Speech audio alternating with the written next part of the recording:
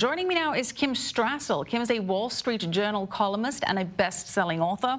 Her latest book is Resistance at All Costs. Kim, good to have you on the show with us. It is great to be here, Michelle. All right, Kim, let's start off with this impeachment inquiry. More selective information coming out. The Republicans are saying that this is cherry picking of leaks, that this is a secretive process. They're saying that in the past, there were rules established. There was a House vote taken, and they're saying that Democrats are not staying with the norms of previous impeachment proceedings. Granted, there have only been 3. Now, from a legal perspective, constitutionally, the House does set the rules. But Democrats are trying to build a case here. Wouldn't they have more credibility if they did make this a more open process, if they did follow the past norms and standards? Yes, absolutely. You know, there was a reason Richard Nixon actually resigned before the House actually held a final vote to impeach him. It was because they had spent hundreds of hours putting out to the public all of the information that they found, which was incredibly damning. And the American public was entirely on board with the notion that this was a problem. There was a bipartisan consensus that he was going to have to go. He got out of town before they gave him the chance.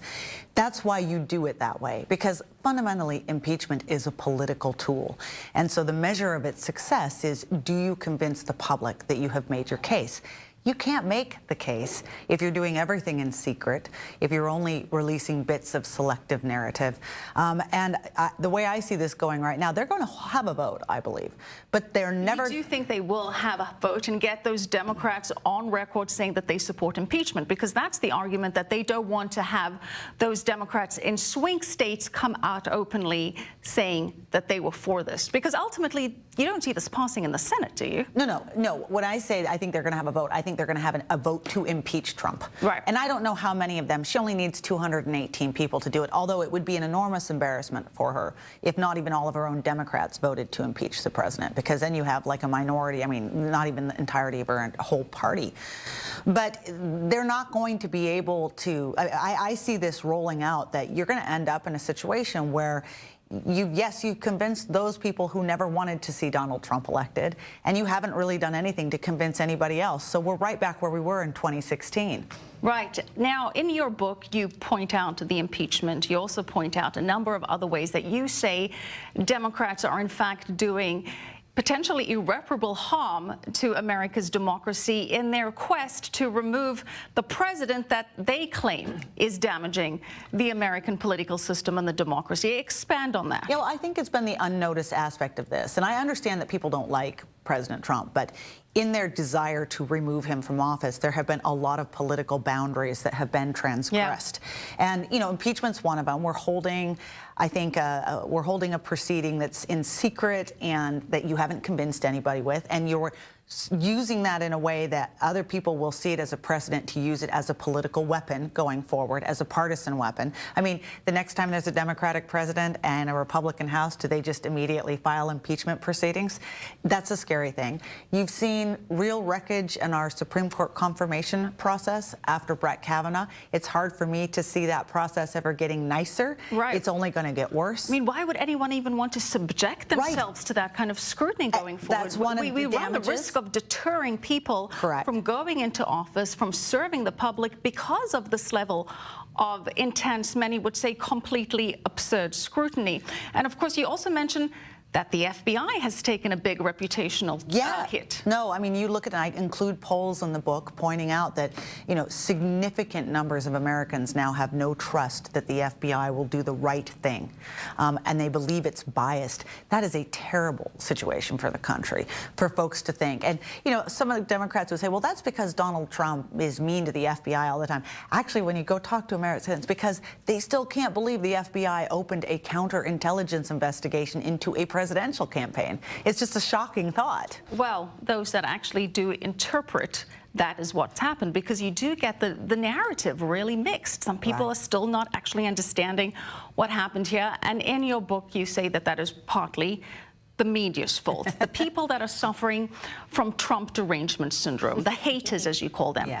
But Kimberly, why do you think the president has generated so much resentment, so much hatred? Because I don't think that there's been a president that has evoked such a strong, visceral response before. Never. No, and I think it's a couple of things. One is I think there was an enormous fury among Democrats that they lost that election. I think there would have been a certain level of anger regardless of who had won on the Republican side, just because they were really banking on that election.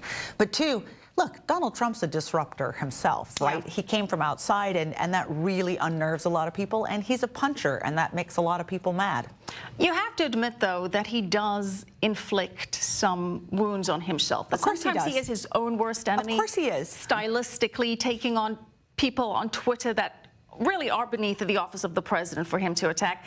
Now he's opened himself up to further criticism, saying that he's going to hold the G7 summit at his own estate. Why? Yeah, why? Exactly. Yeah, I mean, there's no, on this day of all days, too, when the impeachment inquiries are thrumming and when we have all of this news about Syria, just let it go for a while or hold it somewhere else. Don't give them more ammunition. I think in Donald Trump's mind that when you step away from things, you are losing.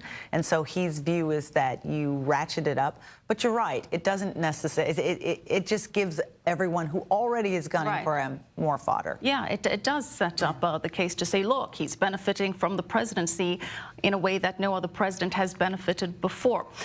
Kim, the thing, though, is that the people that are going to read your book are probably already pretty much on the same page as you, pun intended. So how do you get the message out there to those that don't see it this way? I mean, is there still a way to shape people's attitudes, or has everybody pretty much decided what they think about this president? I hope not. I do think that there's a really important number of Americans in the middle that don't necessarily subscribe to the always Trumper or the never Trumper model. I mean, look, and let's hope so too, right? We need Americans to be critical thinkers about things.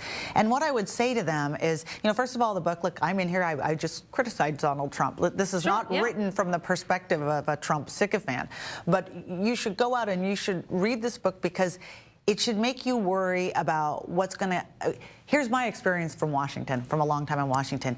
Things don't normally get better. They just get worse. And if we're going to continue setting the bar lower and lower on all of these really important institutions and processes that we have in agencies, we're going to end up with a dysfunctional country, completely, and you know, greater polarization. We have to pull ourselves back up into a position where we all respect the rules and that there's one standard for all, too. All right. Kim, you make some excellent points. Thank you so much. Kim Strassel, appreciate it.